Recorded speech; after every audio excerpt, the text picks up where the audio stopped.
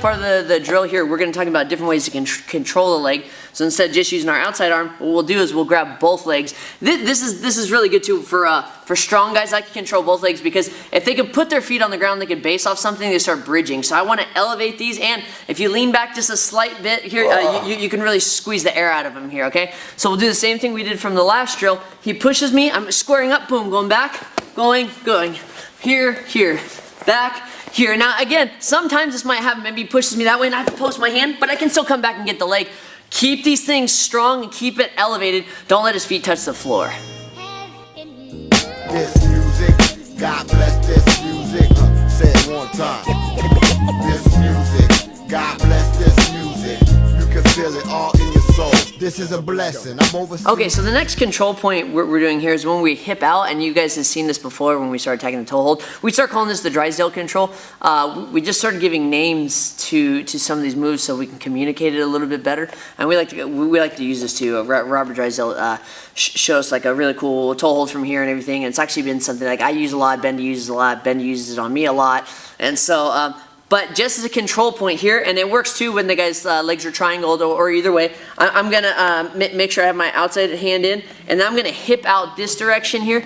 I'm going to hip out, and what I want to do is I don't want to lean my chest way back, but I do want to lean back, and I want my butt driving up underneath his rib here, like underneath his rib. So I'm pushing air out of him as we're doing this. And then what you're going to do for this part of the drill, it's only about like 10-15 seconds. You're going to have your partner try to move you around. This hand can post here, but remember not to post here because of that straight arm lock here.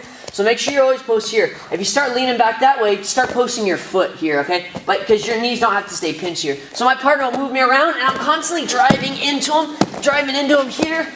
It's a really secure type of hold too. Like I don't feel like I'm gonna go anywhere. For the soul, no question. So pay attention before you flunk from guessing. This art got its start in modern day Babylon. Because of it, look how many people now get along. It's proof how strong unity. Okay, so the next control point we're going to use is, this is also really good. If you guys have MMA gloves on, this kind of helped me a lot too. If I have MMA gloves on and on some reason neither one of my arms were through here, like I just hopped up, and his legs are super tight, so it's hard to get my glove through. What you can do is you can actually just triangle, especially if the guy, again, I say this all the time, especially if it's a big guy and you're sick of arm wrestling his leg with your arm. You can triangle your legs here, and then you could leave your hands out. So he'll move me around a little bit here, and I'm going to post on the mat. As long as my triangle's strong here, I should be okay. And it'll free up your hands so you can post in any direction that you go to fall. This culture like no other. This music, God bless this music. Say it one time.